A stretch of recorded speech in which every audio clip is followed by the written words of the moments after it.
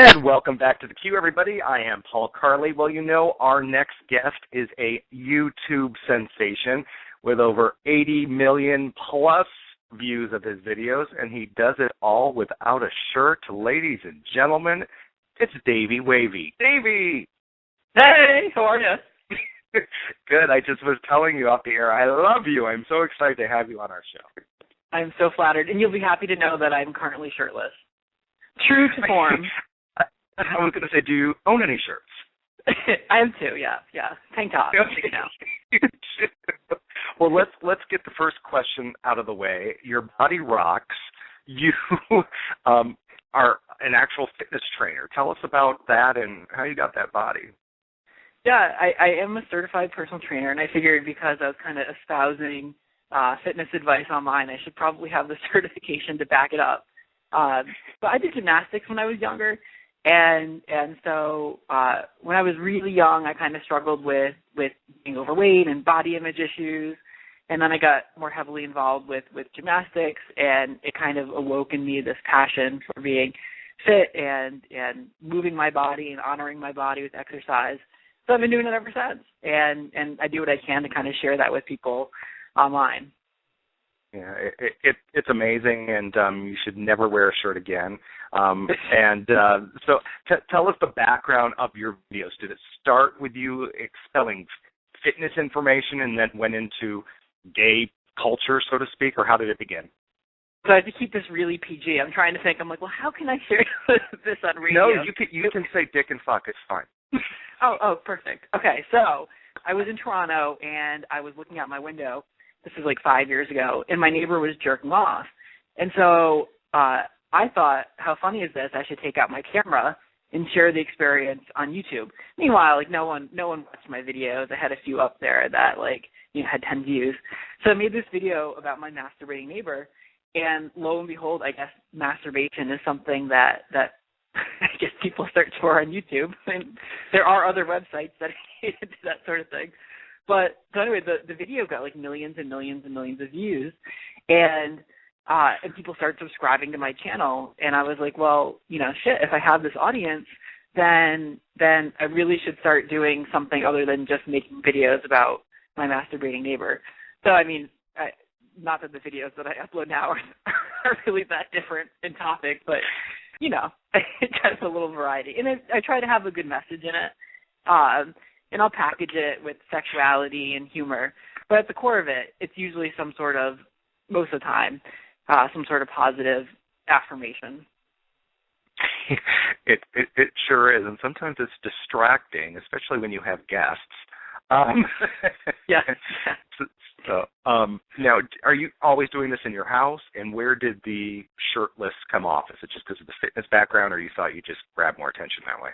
No, I mean, here's the thing, is like when I started making videos, I was shirtless just because I never, when I'm in my house, I never wear clothes. And it's just much more comfortable for me, and it was kind of just like the natural way that I am. So it felt weird to, when I turned the camera on, to put clothes on and not be myself. Of course, then it ended up, since I was making my video shirtless, it became kind of this shtick, which is great because I think it does grab people's attention and they click on the videos and watch them. But at the same time, people, especially if you're saying something a little bit more serious, people have a hard time taking you serious when all they can see are like tits bouncing up and down. So it's my biggest strength and my biggest weakness, I would say, and we'll see. I may be introducing. I'm trying to be true to my voice, but there may be a few more tank tops in my future. I don't know. We'll see where it goes. You could always do it like, remember in the 80s, the sitcoms, A Very Special Episode of Facts of Life? You could actually preface that your shirt is on, so we know it's a serious subject. Right. Yeah. Today we're talking about bullying, therefore we're putting the tits away. Yeah. No. It makes sense. Well, speaking of that is actually that's a video that I saw. Or I don't know if it's a recent one. That's one of my favorites. But I want to get some of your favorites that you've done, and I'll tell you what mine are of yours. Okay. Is my turn first? Yes. Okay. I would say my number one favorite video is, in fact, one where I am wearing a shirt, and It's called 250 Balloons to Remember the Fallen. And it's a video I did in Toronto where I asked on Facebook. It was right after Jamie Rodemeyer. He was the 14-year-old young man from upstate New York, I think near Rochester, who had killed himself as a result of the bullying and, a lot of other factors, I'm sure. But it was in the news, and he had made an It Gets Better video. And so anyway, it was really tragic when it happened, and in some small way I kind of wanted to honor not just him, but the many victims of LGBT bullying. And so on Facebook, I posted, if anyone knows anyone that took their own life because of the bullying they experienced, if they want them commemorated, share their name and the date that they passed on Facebook here. And it was suddenly these hundreds and hundreds and hundreds of names. I thought it was going to be like 10, 20. So we picked 250, and we wrote them on balloons, and we kind of put together this really beautiful, poignant video where we released the biodegradable balloons up into the sky. And of course, there's no word penis or masturbation in the title, and so instead of getting 10 million views, it gets a couple 100,000, because it just doesn't have the same appeal. But it's my favorite video. Right. Well, in your heart, you knew that you've done good, so yeah, that's what's important. Yeah. Okay, so I have two, and the first one actually has to do with bullying, like I said. And it was a young man that you had on. I think he was in high school or 8th or 9th grade, and just a cute kid. And speaking of his experience, and I'm going, oh my gosh, he's making me cry. Who would pick on this kid? I know. Yeah, the sweet little Nick. Yeah, that was a great video. He wanted to do something, and I've been meaning to make a video about bullying, but of course it's much more powerful when you can hear someone that actually went through the experience. And, fortunately that wasn't my experience growing up, but unfortunately it's his, but it's just really powerful to hear his story. Mm-hmm, mm-hmm. And then other than that, the not so serious, I liked, I think you have and I'm sorry with the names, but you have a buddy that's a big guy, and it was about small gays and big gays and what the expectations are. If you're big, you're supposed to be a top, but sometimes that doesn't happen. Right. Yeah. As he said, he's like, I got more legs than a bucket of chicken. Yeah. Leland loves it. Leland has a prostate too. He might be 6'6", but he knows what feels good.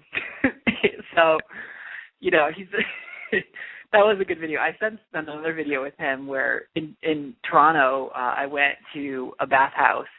It was my second bathhouse experience. The first one was in New York, and it wasn't so great. So I tried to revisit I gave it a second chance. And we went back together in Toronto, and it was interesting. Kind of like a coming of age thing for like a gay man. Well, I got recognized, and so people wanted pictures with me in the bathhouse. Oh no. Yeah. It was cute. It was interesting. It was actually pretty quiet. There wasn't a lot going on. But it's just growing up with the internet. My bathhouse is Grindr. My bathhouse is, going online and connecting with guys that way. I'm at the end of the day far too lazy to get out of my house and pay $20 so I can sit in a dark room. Well, at least you know where your fan base is. They're all at the bathhouse. Okay. That's the bathhouse. Right. Thanks for tuning in. Thanks, guys. Well, I was going to ask you where your subject material comes from, but I can see that if it comes from your friends and your experience in life, I guess, correct? Yeah. I think I have 600 videos now, and people always say aren't you going to run out of ideas? And all I can think is life is far too interesting. 600 videos, that's not even scratching the surface. That's the tip of the iceberg. There is far more than 600 things in this very interesting world to talk about. So yeah, it's all just kind of inspired from real life, and I have a running list. I think I have about maybe 100 or 150 of my next video ideas already queued up. So yeah, I don't think I'm going anywhere anytime soon.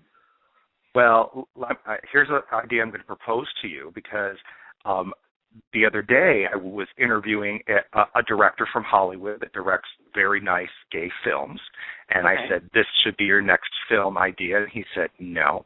So here's for you the same idea. Soften this around. Okay. It is.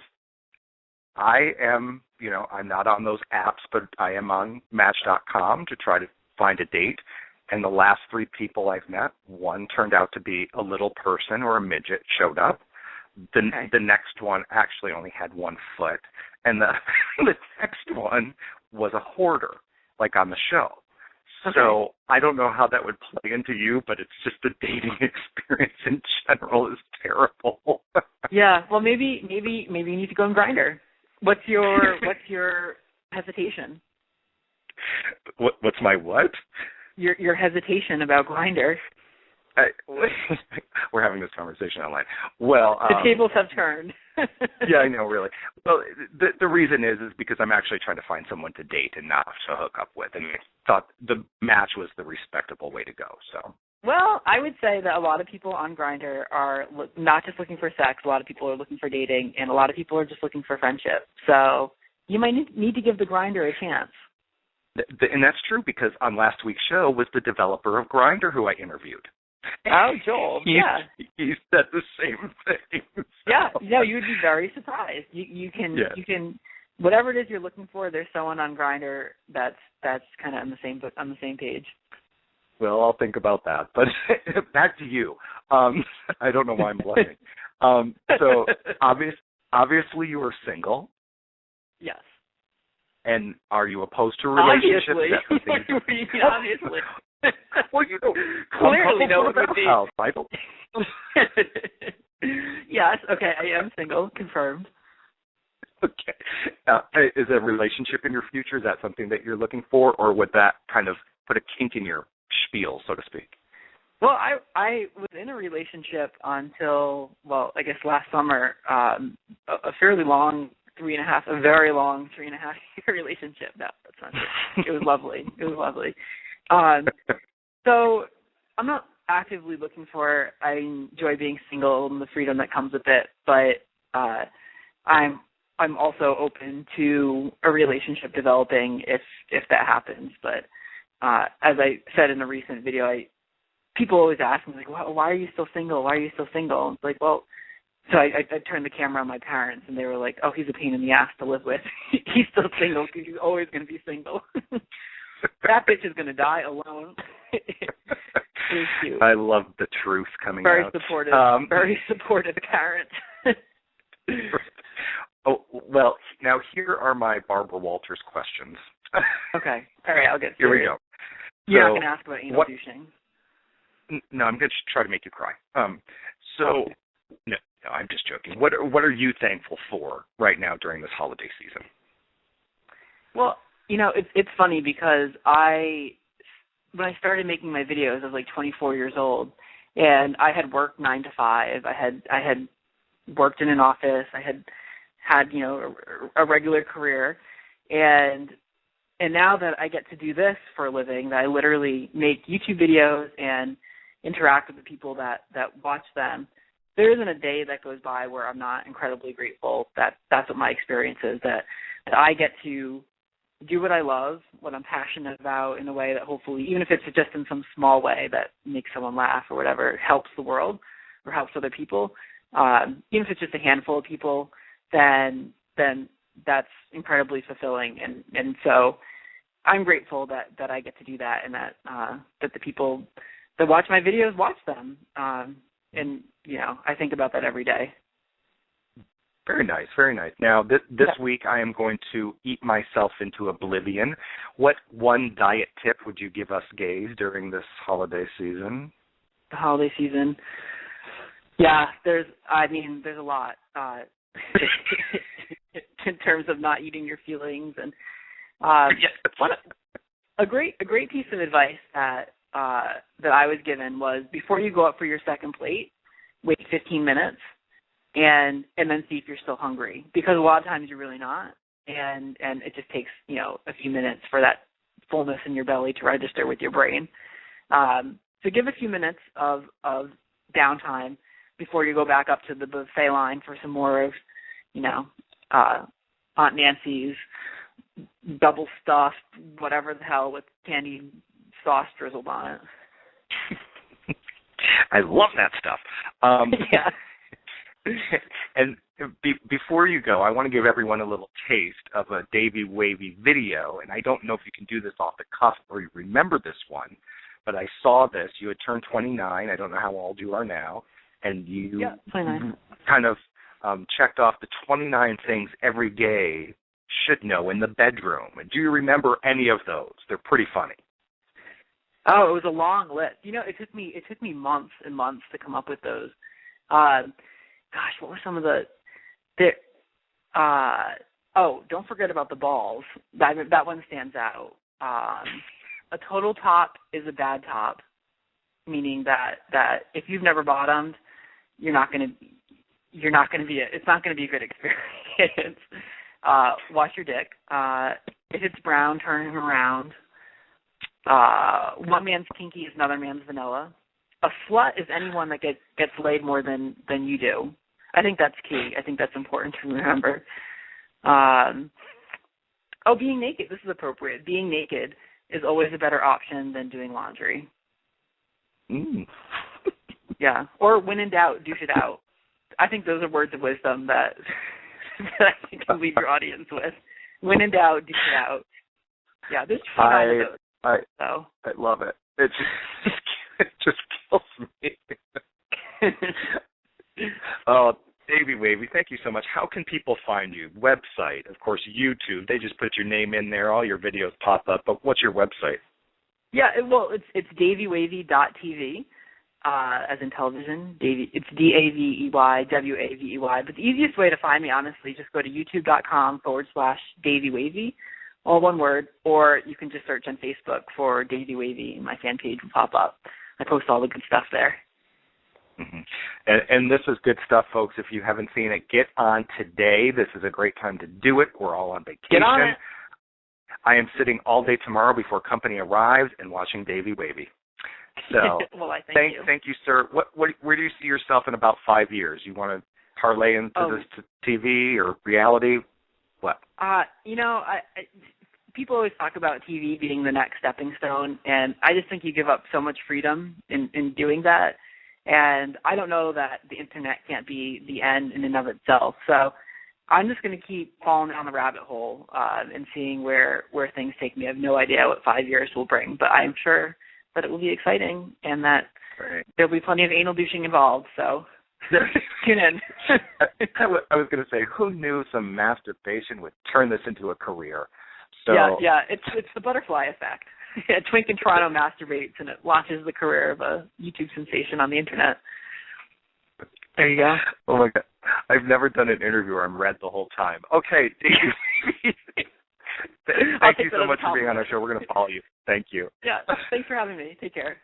Bye. You bet. Hey, guys, we're going to take a quick break on the queue, and we'll return right after this. Stay with us, please.